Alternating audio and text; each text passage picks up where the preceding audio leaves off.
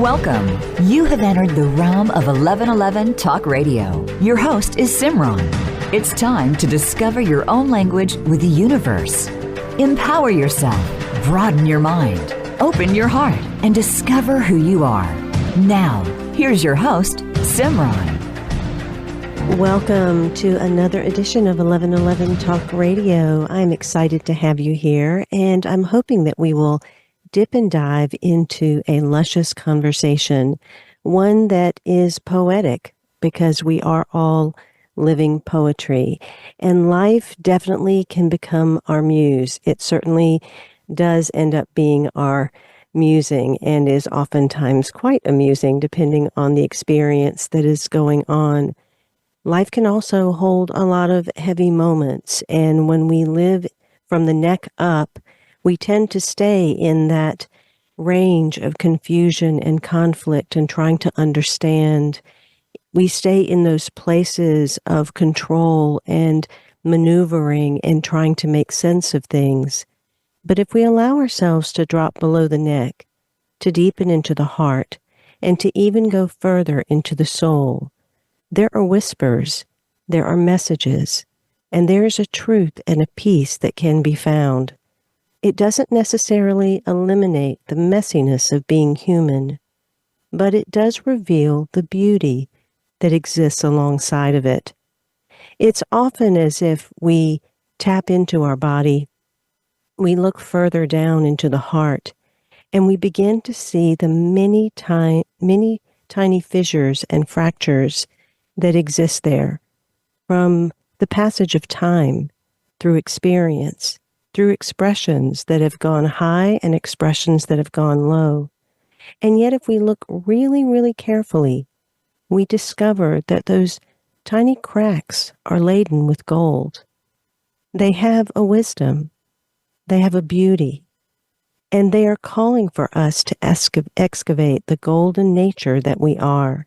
I am delighted to have Gina Mazza on 1111 Talk Radio today. She has released a beautiful book of poetry called Essential Astonishments, Poetic Reflections for Awakening. And within this beautiful book that she has stewarded and birthed are several other wonderful poets: Scott A. Terrell, Donna Knutson, Atul Ranchod, Meredith Lowry, and Gershon Mitchell. Gina Mazza is a word provocateur and a creative muse. She is an award-winning journalist, poet, and author of 4 books in the personal growth category, and she runs a company where she helps other writers bring forth their creative expressions, particularly in spirituality, consciousness, and wellness. She is a ghostwriter, an editor, a publishing consultant, a book promoter, and a brander, but she is also a beautiful writer, and her own inward path led her around the world exploring all kinds of things, which surely have allowed much of this voice to come through that she is sharing. She says, poetry may not say what the answer is. It has no desire to be that obvious, but the answers are there, inherent in the unwritten. It's not an intellectual exercise, rather a soul murmur through the body. Just hum along. If you don't know the lyrics, tap your foot to its rhythm. True wordplay is not about mastery, but rather fidelity, coming to a place of honesty with yourself, genuflecting when you feel the need to pause and ponder. It's a slow rush. Take your time and fly as high as you dare. Linger over the prose, as if studying your face, reflected in a cool pond on a summer's day. Ripple with curiosity, peer into the depths, not looking for anything necessarily. Just observe the curvature and subtle motion of thought waves as they break on the surface. Use your mind as the tool it is, an instrument for adhering meaning, a fine-toothed saw blade slicing through murkiness to reveal hidden roots in the mud, solid ground beneath fluidity, This is one of her poetic pieces from Essential Astonishments, Poetic Reflections for Awakening. Welcome, Gina, to 1111 Talk Radio. Thank you, Simran. That was a beautiful introduction, and thank you for inviting me on. And I just want to say that I am inspired and deeply resonate with your work and your writings as well. So it's such a pleasure to be in presence with you today. I'm really excited about it. Well, I am grateful. I love words. I find words to be like paint, and they can create so many things, but particularly can reveal emotion, reveal feeling, reveal inspiration, reveal heartbreak, reveal all the things of what it means to be human. And I think my lifelong quest has been my own humanity. And I find that poetry speaks not only to humanity, but it has that sliver, that thread that connects us to our divinity. Talk a little bit about your experience of writing poetry and where you go and how you tap into that part, because I do think a lot of individuals stay so stuck in their head, and many have forgotten how to even drop down to feel the messages that are trying to come through. Well, Essential Astonishments is really not a book that I ever intended to write. And I say that because I really feel like at the time that I was in my own personal inquiry, this was the result of a prayer that I was asking at the time. And what I was asking was not an intention for myself, but rather, what would God have me do right now? What would he have me spend my time on and my acquired skills towards? Already knowing my soul mission, but wanting to go deeper into that. And it was really quite surprising when this poetry started to, it really started to come through me as a sort of dictation in the middle of the night. And I know a lot of people who are tapped into their creativity say that 3 a.m. is like the witching hour. But that is exactly what happened. I would wake up at 3 o'clock and would just talk into my voice memo and fall back to sleep, and then wake up and talk and fall back to sleep. And I like to describe that process as just an urn catching raindrops, because I was very non-attached to the entire process. Didn't even really know what it was. I wasn't aware that it was poetry at that point. And it was just like I was taking dictation. And it wasn't until months later that I transcribed all of those voice memos, which, by the way, this went on every night for months. And I've put everything on a Word file, and I sent it to an author client of mine at the time. She has now since passed, but at the time, she was an inspiration to me and was actually a poet laureate herself. So I sent her this file, and I said, please just let me know what I have here. And she said, it's poetry. And I said, well, I'm not a poet. And she said, honey, you are now. And she encouraged me to do something with it. And so that inspiration made me take it seriously, because I've been teaching intuitive writing and channeling type writing for a couple decades. And so this wasn't anything new to me, and it wasn't anything that was extremely out of the ordinary. The only difference was that I didn't feel it viscerally in my body. A lot of times when I'm doing intuitive writing, I get confirmation chills or some sort of sensation somatically. And this was not like that. And maybe because I was half asleep, when it was happening, I was waking up and falling back to sleep, but I didn't have any kind of visceral reaction to it. So it was distinctly different that way.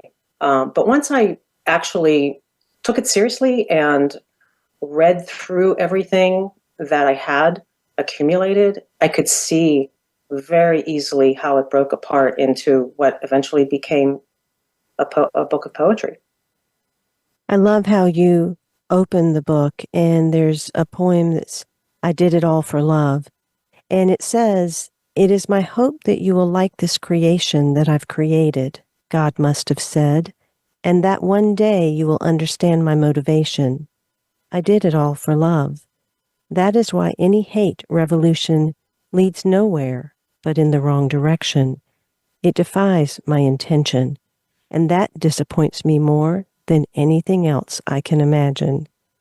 And as I read through all of the poetry, yours and those that also are part of this creation, it's definitely something that touches the very pieces and parts of us. It moves into areas of love and truth and death and grief and home and ambition and all of these things that are very much the human experience.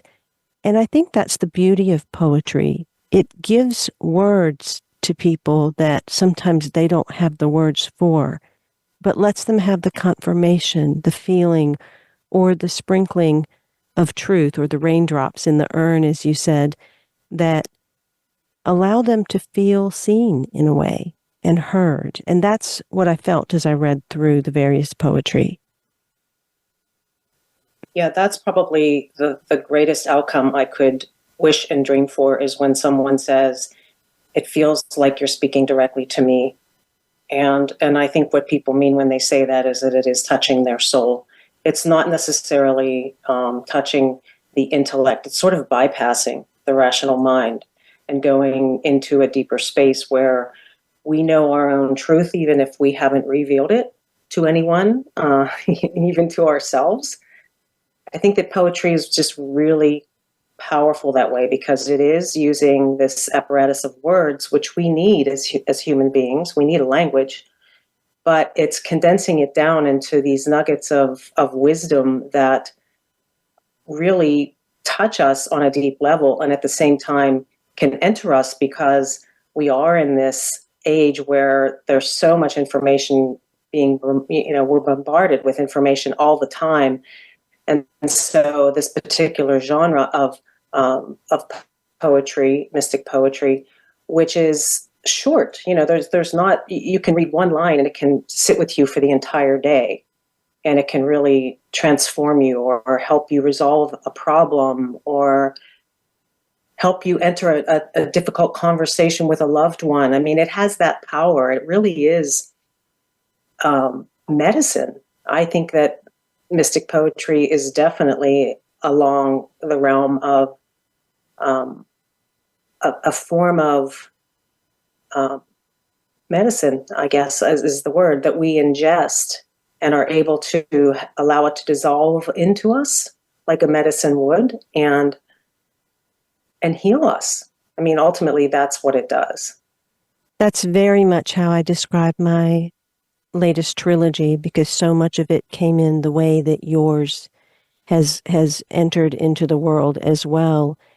And the beauty of this is it not only touches our humanity, but it moves into so many of the global experiences that we are having right now. It's not a wonder that you've just received an award for this book, because it can touch those places, especially when we're looking at war in different parts of the world. We're looking at soldiers that have been killed. We're looking at division and strife in the world and loss, and all of these places that our hearts can end up having to bear the burden of, but yet our mind and our face wants to turn away.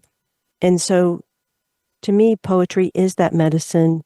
It is that place of pause in a too busy world, to remind people of who they are, and to, as you say, turn off the devices, open to any page, to dissolve into the flame of revelation, while inviting these words to purify your senses and illuminate your heart.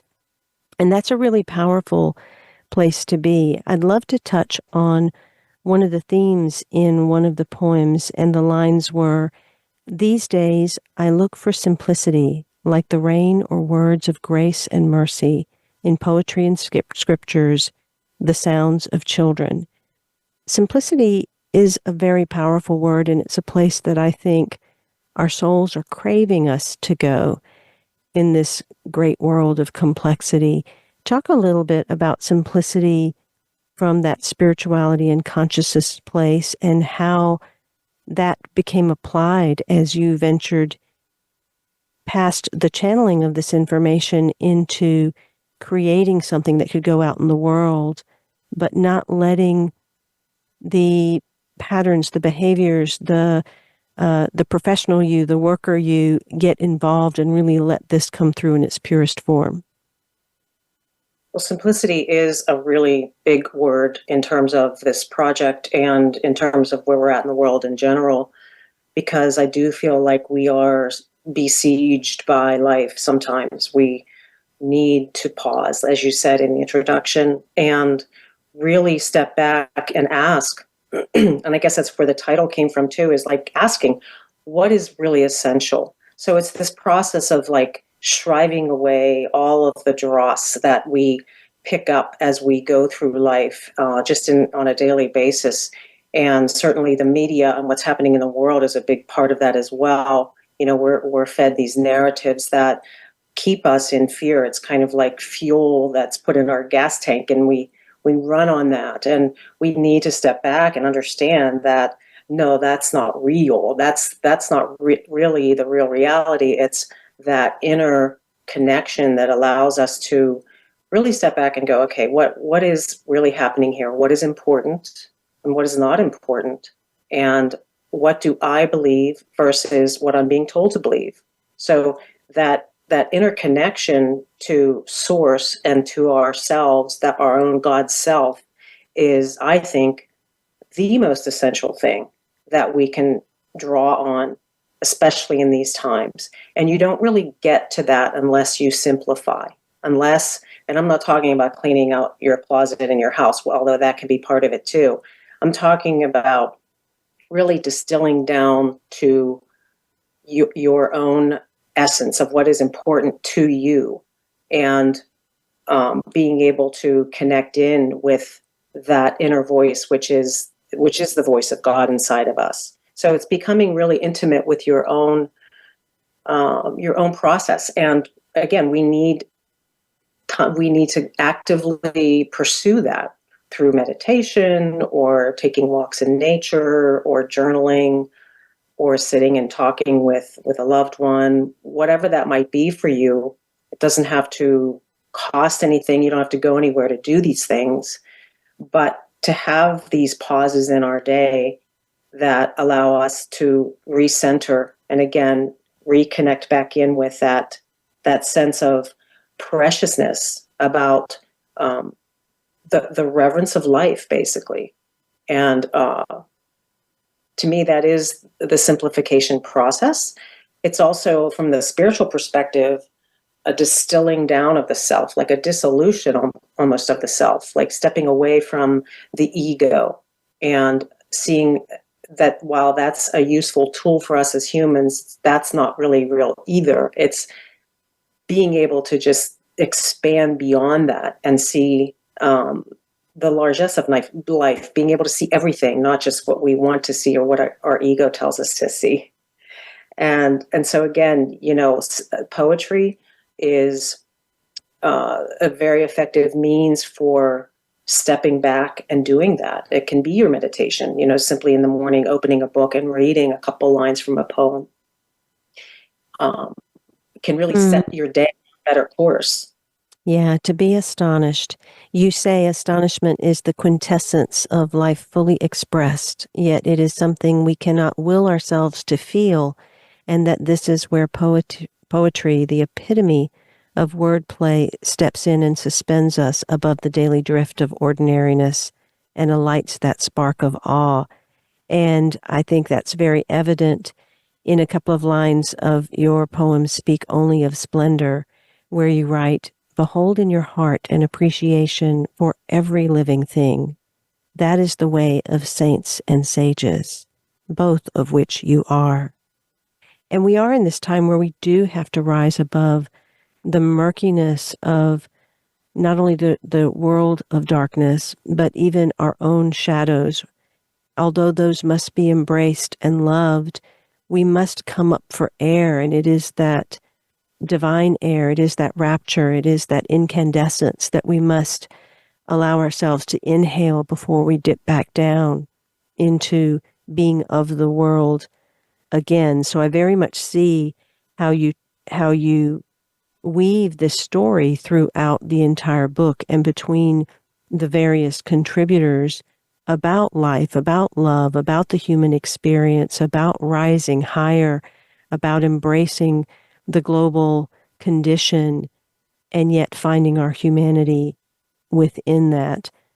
Talk a little bit about the collaboration of bringing so many voices together and what really the common link was in terms of feeling, of expression, of soul, of the divinity that was coming together as one entity. Well, I can back up by starting with what happened after this poetry came through, and which was happening in 2018 and 2019. And so some of the poetry, much of the poetry, as you can see in the book, is about war and division, and there's even a poem about a pandemic. There's things that hadn't happened yet. And so I didn't really have a context for a lot of it. And it kind of threw me for a loop because these are not topics that I would typically write about. It's not my normal. I'm not a political writer, a journalist. I don't do that kind of research. And so it was a little startling to me. I'm like, what is this? Why am I writing about grief and death and Armageddon and things like this? And so because I felt that way, I kind of sat on the project for a couple of years. And again, I did what I only know to do when I'm in a quandary about anything, is I turn within and I ask the divine, again, what is it that you'll have me do? And at that point, this information had been given to me. And so it was a logical next question to ask of, okay, so what do I do with it? And I started an Instagram account, and it grew. It was incredible. Grew from 0. I wasn't even on Instagram at that point. 0 to over 2,000 followers in probably less than 6 months, and I knew I was onto something. And I knew that this poetry was not for me. It was for everyone else. And in fact, people who don't read poetry. I feel like this book is for people who really aren't poetry lovers necessarily. And so when I went back into meditation and I was honest with myself too, at that time I was involved in so many other projects, work related. And my own book felt like another item on my to-do list. And that was not a good feeling at all. And so when I asked this question of what should I do with it, the inspiration came through to connect with these 5 other people. And 3 of them didn't know me from Adam. I mean, they didn't know who I was. And I just had an inkling and an intuition that, based on looking at some of their writings, that they had a commonality. We had a common sort of voice, not voice, but themes, similar themes. And so I thought, oh, wow, God is really clever because he knows that I love to help other people write and publish. This is part of my life's work. And so he knew that I would get jazzed about being able to bring these other writer voices to the world, maybe even more than my own voice, because, I've been published many times over, so it wasn't so exciting to me to do that. And it was really the inspiration that I needed, to get it into book form. I was inundated with thousands of pages of poetry. These individuals who have collaborated with me are so gifted and so prolific that I had the pleasure of just sitting down with all the papers on the floor and just reading all of their content and seeing. I mean, this is part of my, I guess, a superpower that I have as a writer and an editor, as I saw the themes emerge, and it just kind of developed from there. I love what you shared about the pause, taking the time to step back and give it the space to unfold in the way that it needed to, because we do live in a society that is so much about pushing and striving and gunning it, and the hunger that exists within individuals to listen to that voice of the soul and to go according to its rhythm and its timing is a very powerful thing, where we do become that thread and that conduit that not only supports us but supports other people. When we come back from the break, I'd love to talk a little bit about that pause, but then also the flip side of what the ego can do to derail that pause or rush it or push it. And you have a poem that is in the book that is Life is Not Ambition. And I'm going to read the first little section of that. Life is not ambition. That is for fools who don't know what's really going on here. I once was one of them. I assumed the position, didn't think twice about it, too busy reaching and climbing. The precipice was somewhat prescribed. All I had to do was make it there. Then I will have made it, or have made it, or so I was taught. Contemplate that bit of ambition and whether you in your own life are allowing for the pause, for something bigger than you to unfold. I urge you to get your copy of Essential Astonishments, Poetic Reflections for Awakening by Gina Mazza and her contributing poets, Scott A. Terrell, Donna Knutson, Atul Ranchod, Meredith Lowry, and Gershon Mitchell. Once again, it's just won a beautiful award, and it is a book that, whether you are a poetry lover or you're someone that's never really read poetry, I think you'll find yourself in many of the passages. They're written in a beautiful prose that allows for you to place yourself, your own experience, your own life within the words, to find the resonance and the alignment of your experience and expression through the hearts and souls that found the words to express it. Again, this is a book that goes into many of your own human experiences, from love, truth, grief, death, presence, home, inwardness, and beauty and belonging, to all of the places that are even on the outside, those that bring us to whole systems of change, that encourage us to come to a place of honesty within ourselves and to prioritize what is essential. Once again, you can find out more about Gina Mazza and all of her work, her books, this particular book, Essential Astonishments, as well as if you're looking for ghostwriting, editing, publishing, or anything related to book promotion and branding. Go to GinaMazza.com. That's GINAMAZZA.com. We'll be right back with more of Gina and Essential Astonishments right after these messages.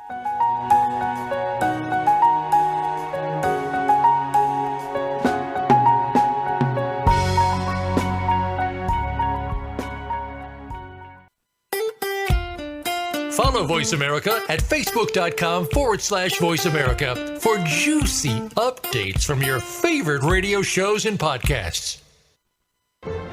Have you seen 1111? Do you wonder why certain numbers keep showing up in your life? 11, 111, 22, 33, 444? People all over the world are seeing 1111 and learning the language of universal communication. Subscribe to 1111 Magazine today. www.1111mag.com. 1111 Magazine is a bi-monthly print publication that offers a rich, multi-sensory experience. As you engage with experts and topics of consciousness, become enlightened, empowered, and energized, so you live a passionate and authentic life of conscious choices. 1111 Magazine, a daily staple for lifting the mindset, discovering the heart, and stepping into conscious living. 1111 Magazine. Order now at www.1111mag.com. 1111mag.com. Do you want more? More joy, more abundance, more power and presence? How would it feel to have more loving relationships, more empowered community, greater fulfillment, and life purpose? The 1111 Mastermind community inspires, empowers, guides, and supports transformation. Shift your mind, expand your heart, deepen insights, let go and chart a new course, dream a new dream. The 1111 Mastermind community is an online portal for personal transformation and soulful expansion. Go to courses.1111mag.com. That's courses.1111mag.com. Change begins with you. Let it be simple, convenient, and transformative. The time is now. Step through the 1111 gateway. Courses.1111mag.com. Live up to your fullest potential. This is the Voice America Empowerment Channel.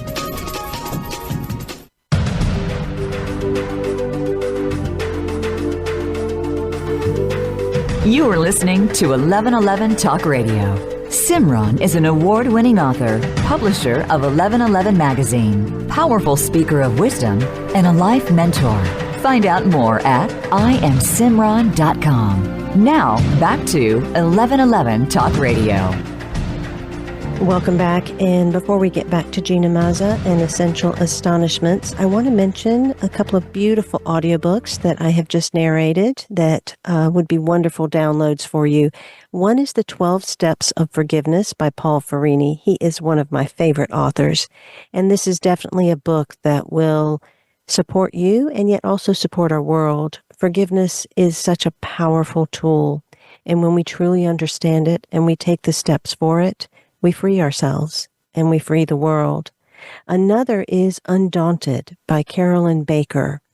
This is a powerful book about climate chaos, and more so from the perspective of what we can do internally, the steps that we can take to support ourselves and to support our youth in moving through the anxieties and the issues that are plaguing our time, but from a place of really seeing one another, human to human, and especially seeing ourselves and the fears that we might have, how to build the resilience to prosper, and how to serve our world in a way that we step into that word, greater and greater simplicity for more power, and not power for power's sake, power for love's sake.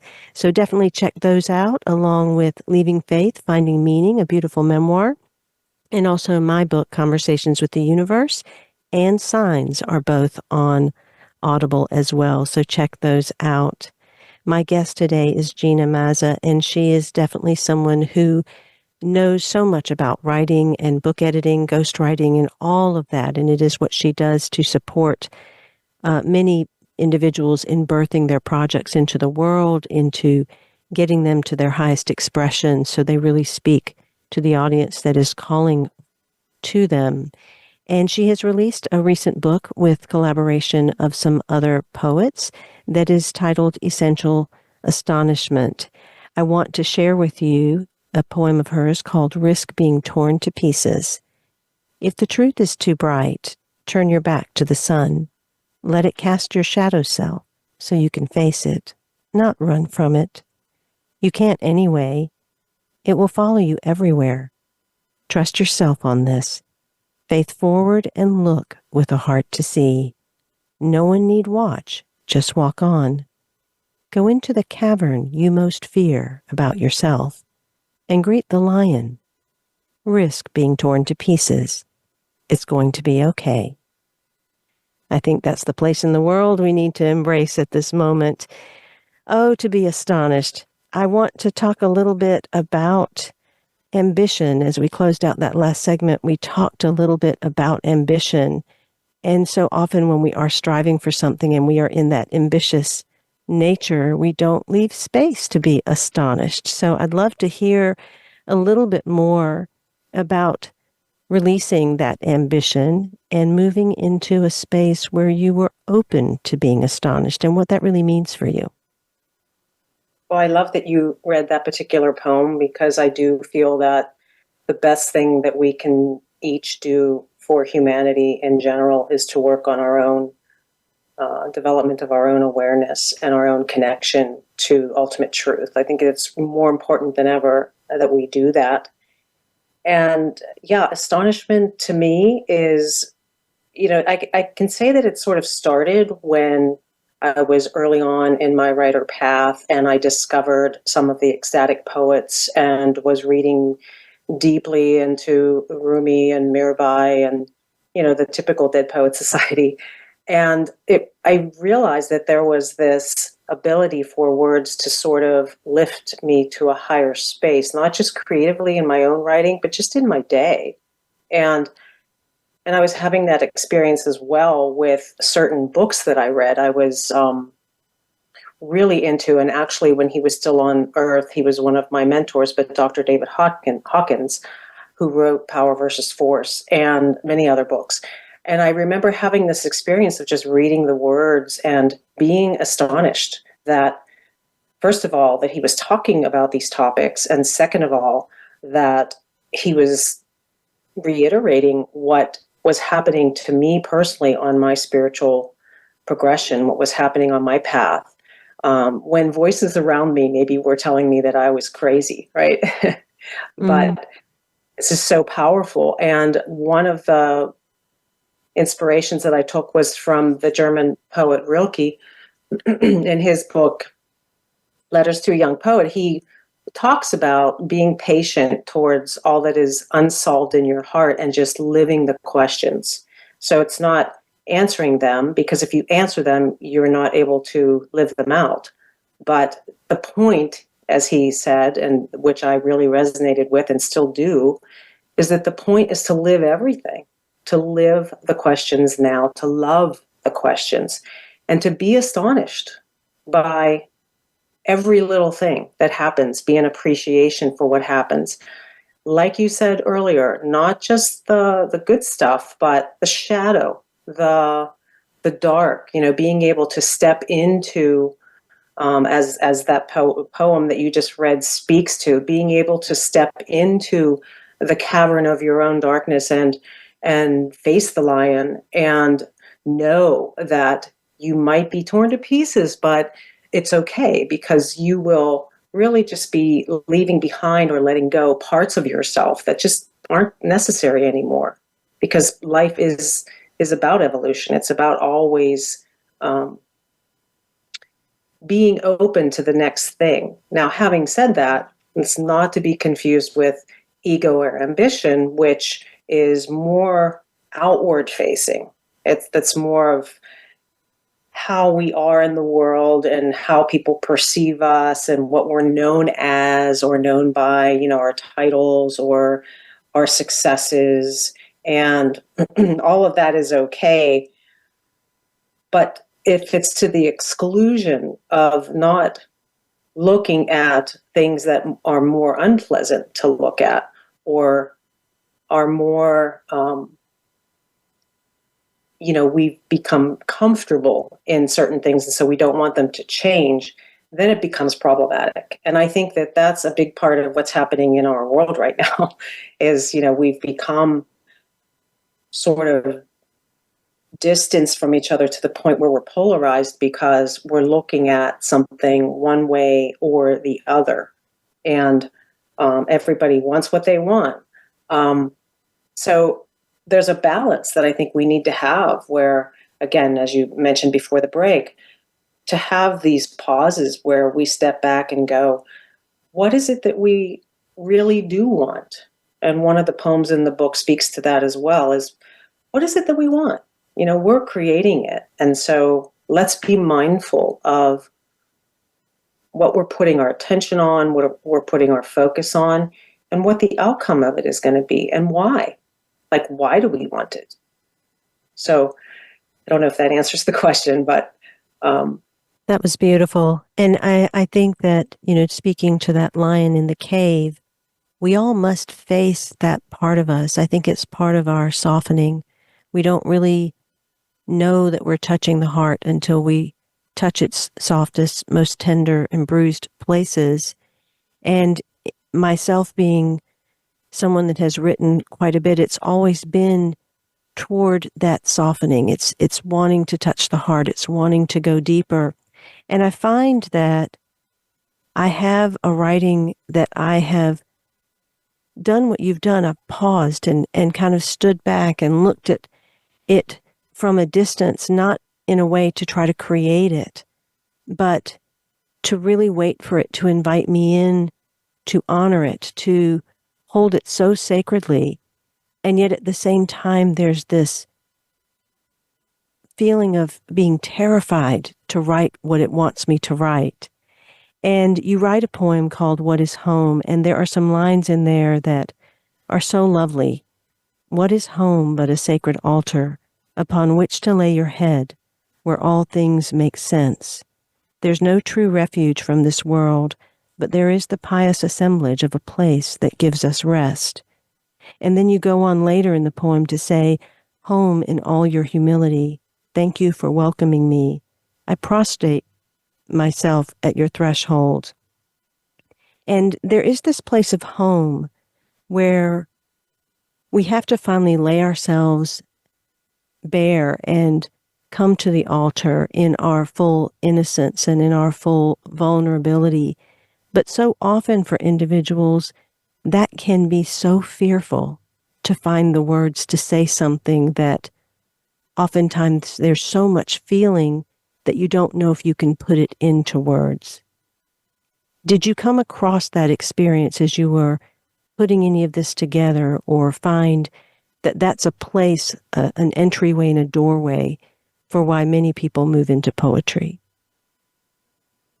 Well, I think that the exhilarating experience of writing that which you don't know, that is arriving at your intuitive doorstep and you don't know what it is, can be terrifying. It can also be quite exhilarating.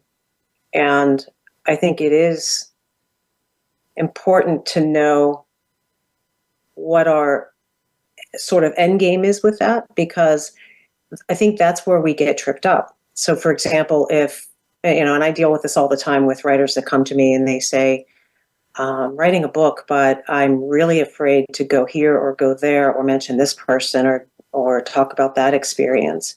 And they basically trip themselves up before they even begin writing because they're thinking of all the things they can't say. And my encouragement to them is typically to just go there, just write it. Again, it's sort of reflected in the poem that you read earlier. No one need watch, just do it yourself, write it for yourself, and write it with the idea that no one's ever going to see it except you. And you can throw it in the fire if you want to. But the process of writing itself is so cathartic. It's a dose of medicine in itself that even if you do nothing with the writing, you'll be transformed by the process of just taking it out of your emotional body and putting it onto the page. And there's a lot of scientific research, too, about that this process really does affect our physiology and our emotional body. So that's an important thing to remember as well. And again, going back to what Rilke said, if you're terrified, feel the terror. Let everything happen to you. I think he says as well in another book, the beauty and the terror. Let everything happen to you. It's going to be okay. This too shall pass, and that's the point. That's the point of being fully alive and being astonished, is to appreciate and live the full spectrum of the human experience, to feel it all. And writing is a way of capturing that. And in book form, if it's something that's published, or if you have a Substack or whatever form you're publishing in, it can really be a healing tool for many other people as well, because we're all connected in our humanity. We all want the same thing. We all want to be loved. We want to be acknowledged. And we all want to feel that sense of awe in life. And we can't, as I say in the book description, that's not something that we can will ourselves to feel. You don't wake up in the morning and go, okay, I want to feel bliss right now. Let's bring it on. No, we open to the potential for all the feelings to come towards us. And when they arrive, which is always a gift, when they arrive, we feel them fully, knowing that in the next minute or hour or day or month that we'll be on to something else because, again, this too shall pass. I know in the book that Scott A. Terrell, he writes about the salt of the sea, and he's speaking about gratitude and the tears and all that we must be grateful for as we move through different things. It's a beautiful poem. And then Donna Kutson writes about wisdom, and she talks about what would it be like to see wisdom worn as cloaks and rich woven shawls, threads of gratitude sewn into every glance with the bold spine of surrender pushing out the breath. They're both speaking to gratitude. And that has to be part of, I think, any process, but particularly the writing process as we're moving through both the challenging and that other side of the hero's journey where we have triumphed. Can you talk a little bit about the expression of gratitude throughout the book and what you're really wanting to help individuals do as they move through this intricate journey that you have created? Even looking at the table of contents, you can see that there's a journey that's being woven as individuals move through each of the passages. Gratitude is definitely the attitude that we should try to keep at the forefront of our mind during every day. And I always enter my meditation in the morning with a gratitude prayer. I mean, it's just the rote thing that I do now. I've been doing it for decades, where I sit down in my meditation space and I just go through a litany of things that I'm grateful for. And it can be something as simple as that I have a fresh bagel on the counter. You know, it doesn't have to be anything elaborate. It just has to be an awareness. Again, that simplification of distilling down to what it is that we do have and what we can be grateful for. And then you move into the other types of gifts that you actually really so beautifully write about in your trilogy. I think you call them unorthodox blessings. And some of these things are not things that we would welcome into our life necessarily. Loss or grief or the dark night of the soul, all of these different types of experiences that we sort of hope to not have, but at the same time, they're so necessary for us to have. It is really all about gratitude, because when you enter, I think of like my own personal life, when I've been going through my own dark night of the soul, being able to consciously walk through that process and know that this was happening. It's not like happening to me. It was happening for me. Just that process made it entirely different. The outcomes were different. The people in my life who were witnessing me, my children, for example, I'm sure it had a very different outcome than if I sunk into, rage or revenge or any of those kinds of things. But to be grateful for what we're given, even if it's unpleasant, and to be an inquiry around it, to not try to push it away, but again, to fully immerse in it and say, okay, what is this? Why is this happening to me? And how am I going to be walking through the experience? And who do I want to be on the other side of it?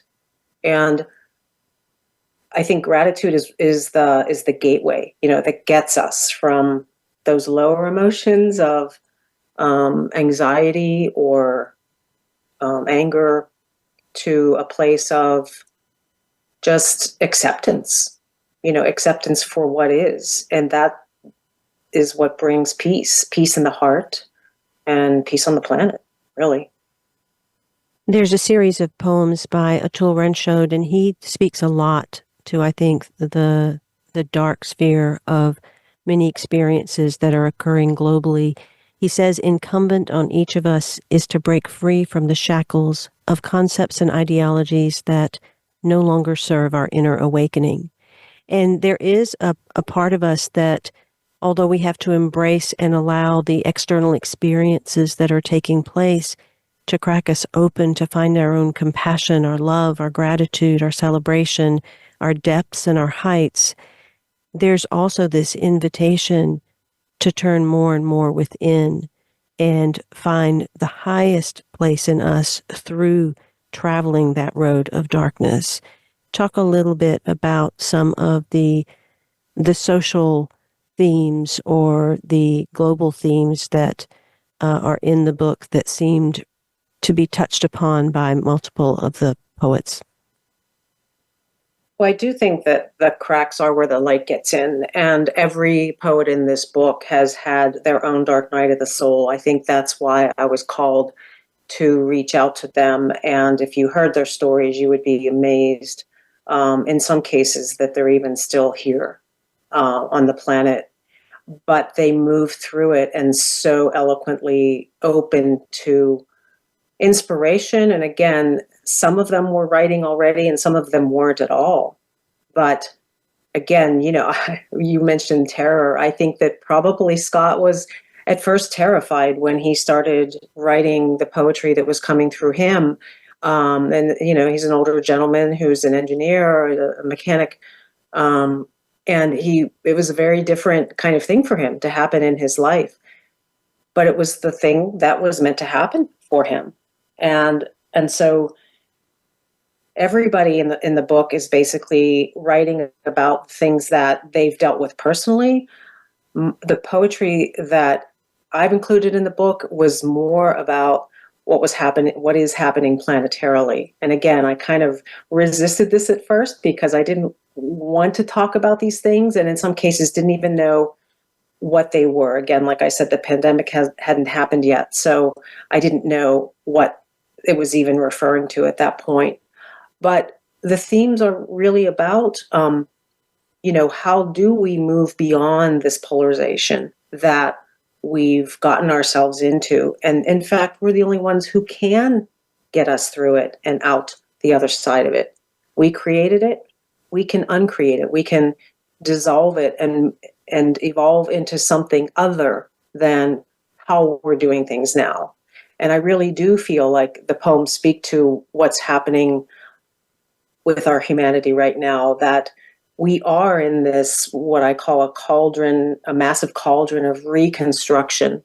And again, there's a lot of people who have fear around that, well, it's always been this way, so it should always be this way. But that's not how human evolution looks. It's really, again, tapping into those creative capacities and saying, okay, we've created this in the past. What's new? What's new that we can create and be more relevant to the human condition that we're in right now? And so I feel like that's a lot of what the other poets in the book are speaking about too, is, how to confront head on what's happening in the world.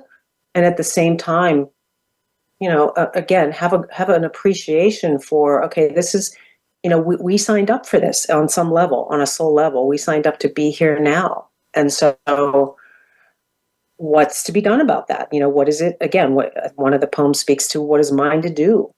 Meredith Lowry writes, what would it take for you to open your shell just enough that your softest, most vulnerable self could let the ocean in, to bathe and so gently move you with its eternally present tide? And Gershon Mitchell says, a force that can stir the vast wealth of human potential to positively affect the future, heal the wounded, realign souls, make the world less ugly, and draw us together in communion of our common labor. And you write, we tremble at every syllable as it pours forth into a chalice of delight. We drink in every curve and detail. Want to change the world? Pick up your pen. Dare to write the unspeakable. Let what needs to be known come to light. So many words that are inspirational and enlightening and beautiful as you move through these different poems. The other poets are Jess Lovely, Scott A. Terrell, Donna Knutson, Atul Ranchod, Meredith Lowry, Gershon Mitchell, and also Gina Mazza. So definitely pick up your copy of Essential Astonishments, Poetic Reflections for Awakening. We have just about 30 seconds left. Gina, is there anything else you'd like to add? I'll just quote Rilke again and again. Some people in the crowd wake up. They have no ground in the crowd, and they emerge according to broader laws. They carry strange customs with them and demand room for bold gestures. The future speaks ruthlessly through them. What he's speaking about here is I feel right now, the light workers on the planet. And I want to just leave a message with them, speak to them directly and say, be brave, step up, do what you're here to do. It is going to be okay, and we're going to collectively make it so. And I think those are my parting words. Thank you, Gina, for being on 1111 Talk Radio. Again, pick up your copy of Essential Astonishments, Poetic Reflections for Awakening. You can find out more at ginamazza.com, GINAMAZZA.com. I look forward to being with you again next week. Until then, I am Simran, in love, of love, with love, and as love. Be well.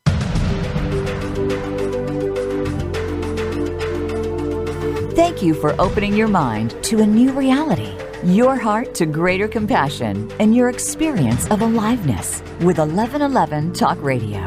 Join host Simran next Tuesday at 8 a.m. Pacific, 11 a.m. Eastern Time to step through the gateway of conscious living here on the Voice America Empowerment Channel. Remember, you are not on the journey. You are the journey.